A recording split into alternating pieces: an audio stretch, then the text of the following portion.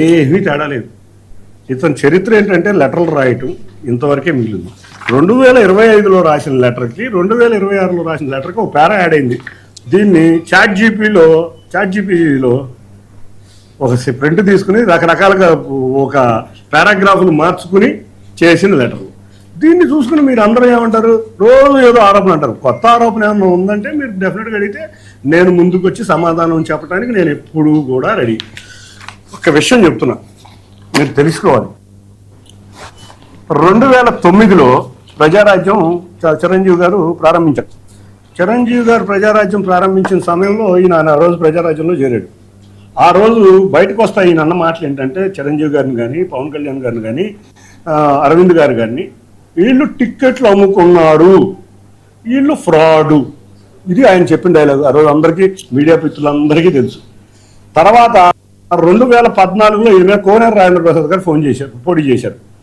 వాడు ఒక ఇంటర్నేషనల్ వాడు. ఇతను మాట్లాడిన డైలాగ్ ఏంటంటే, అతను ఒక ఇంటర్నేషనల్ వాడు అనేవాడే. నేను ఇది కూడా నేను అతను చెప్పిన క్లియర్ మాటలు చెప్తున్నాను. నేనైతే ఆయన అంట, వాడు ఒక ఇంటర్నేషనల్ ఫ్రాడ్ అన్నాడు.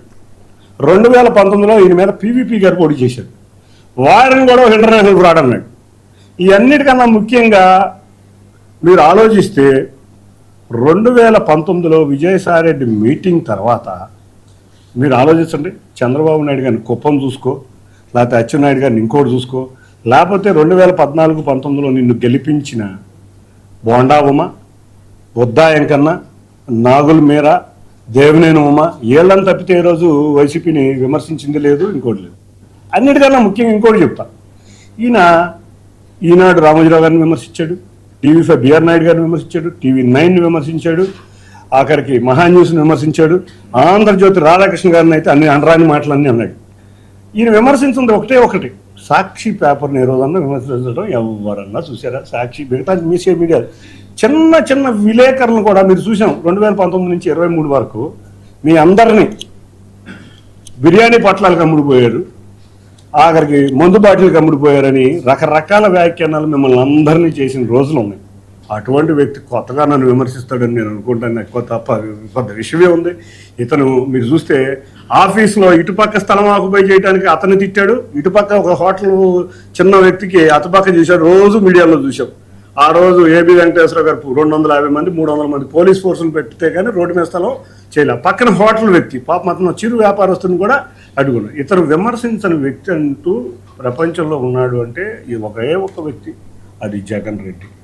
ఇతనికి జగన్ రెడ్డికి ఉన్న అలవాటు ఏంటంటే దొంగే దొంగ అంటారు.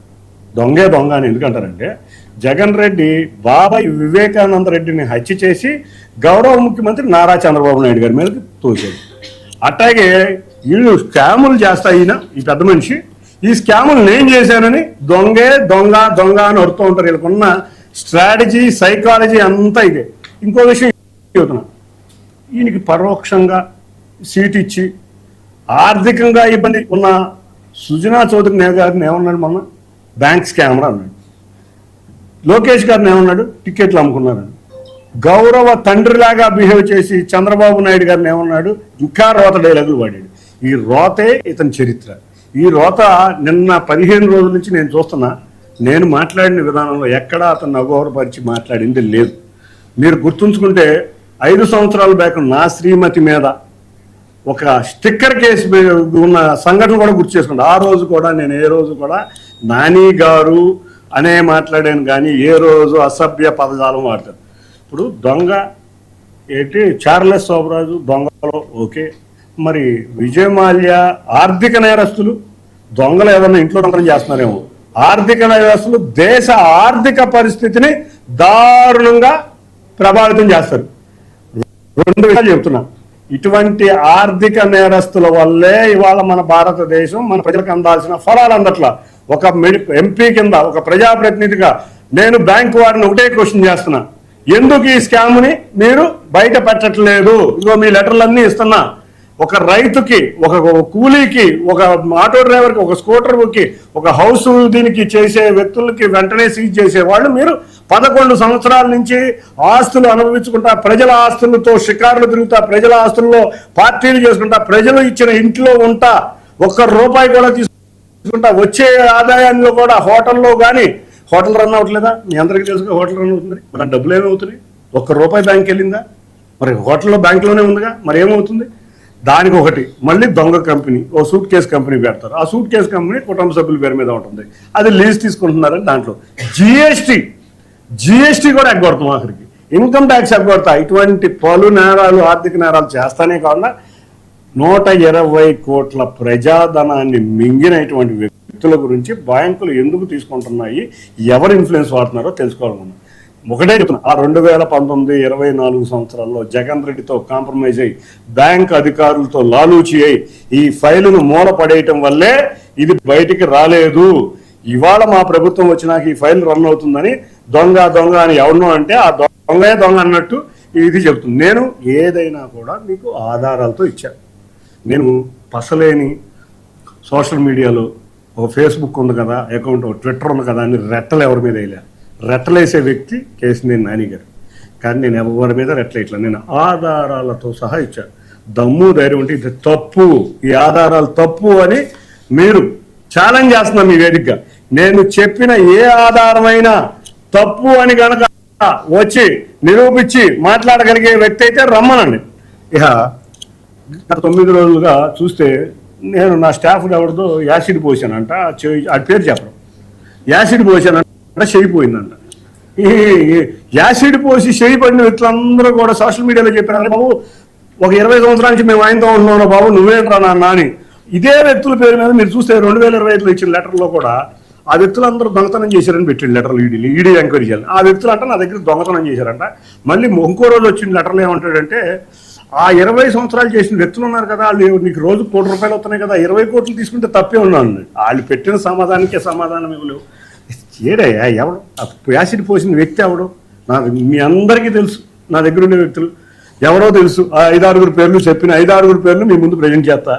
మీరేం మాట్లాడండి, వాళ్ళకి ఏమైనా చేయిపోయిందో, కారిపోయిందో, ఇంకో పోయిందో, లేకపోతే అబద్ధం. మొన్న ఈ మధ్య ఏదో ఒక వీడియో పెట్టాడు, ఎవడో తెలుగుదేశం కార్యకర్త అంటే నేను కొట్టానంట. ఒక్క విషయం, నువ్వు చేసే సోషల్ మీడియా ప్రచారానికి నేను కేసు పెట్టడం జరిగింది. నేను పెట్టింది ఏదో ప్రభుత్వ ఆస్తుల గురించి కాదు, నీకు తెలియదు. నీకు ఆ ఇంగ్లీష్ చదవడం కూడా రావట్లేదేమో. నేను పెట్టింది గత సంవత్సరం నుంచి జరిగే ఇన్సిడెంట్స్ అన్నీ కూడా లెటర్లో పొందుపరుస్తా. ఆ లెటర్లో ఇట్లా సంవత్సరం ఆ రోజు ఉల్లుసు కాడి నుంచి మొదలై ఇవాళ నిన్నటి వరకు నువ్వు చేసిన ఫేక్ ఏం చేయాలి? నేను ఒక ప్రజాప్రతినిధిని, ఎవరిని అడగాలి? మీరైనా ఎవరిని అడుగుతాం? పోలీసులే కదా అడిగేది.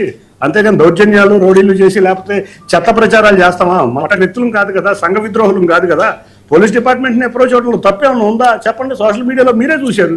మీరు నిజమైతే నేను ఒకటే అడుగుతున్నా, నీ అనుంగ చిన్ననాటి మిత్రుడు పోలీసులు ఏం చేస్తారు? పోలీసులు సోషల్ మీడియా కేసుకి 41 year నోటీస్ ఇచ్చి ఎంక్వైరీ చేసుకుని నిజమో కాదో పంపిస్తారు.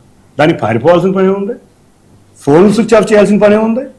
ఏదన్నా దొంగతనం కేసు సోషల్ మీడియా కేసు పెట్టాము. సోషల్ మీడియా కేసులో ఏం చేస్తారు పోలీసులు? 41 year నోటీస్ ఇస్తారు. నోటీస్ ఇచ్చి ఎంక్వైరీ చేసి పంపిస్తారు. నీ ఫోన్లు దాచేసుకుంటావు, నువ్వు మనుషులు నువ్వు సంవత్సరంన్నర నుంచి నువ్వు సోషల్ మీడియాలో వచ్చి చేసింది నిజం కదా. ఇవాళ పొద్దున పోస్ట్ వచ్చింది, నేను చెప్పాను కాబట్టి ఉరుసు క్యాన్సిల్ అయింది, అందుకనే కేసు పెట్టాను. ఉరుసు గురించి పెట్టలేదయా. ఆ రోజు మొదలయ్యి వాటి వరకు నువ్వు ఇంగ్లీష్ తెలియట్లేదేమో, లెటర్ సరిగ్గా చదువుకో. ఆ ప్రతిరోజు జరిగిన ఇన్సిడెంట్లన్నింటినీ దాంట్లో పొందుపరచడం జరిగింది. కాబట్టి నువ్వు నిజంగా భయపడి పారిపోవాలని, నీ అనుమిత్రులు పారిపోవాల్సిన పని లేదు. వచ్చి ఫోన్ లేవు, తప్పు చేయలా, ఫోన్ లేవు, ఎంక్వైరీ చేసుకుంటారు. నిజం జరిగిందో లేదో పోలీసులు 41 year నోటీస్ ఇచ్చి పంపిస్తారు. ఆఖరి కోర్టుకు కూడా వెళ్ళి బెయిల్ ఇవ్వాల్సిన పని లేదు కదా, స్టేషన్ బెయిలే కదా. వాటికే భయపడి పారిపోతున్నామంటే ఆ ఫోన్లో ఎన్ని అక్రోచ్యాలు, అన్ని ఆచారాలు ఉన్నాయో మీరు అర్థం చేసుకోవాలని తెలియజేసుకుంటా. నా మీద వచ్చిన నేను కానీ నా కుటుంబం కానీ నిన్న ఒక లెటర్లో సుప్రీంకోర్టులో నేను ఏదో ఒక 116 ఎకరాల గురించి ఏదో కోర్టులో నేను ఏదో దొంగ అఫిడవిట్ చెప్పానని ఏదో పెట్టాడు.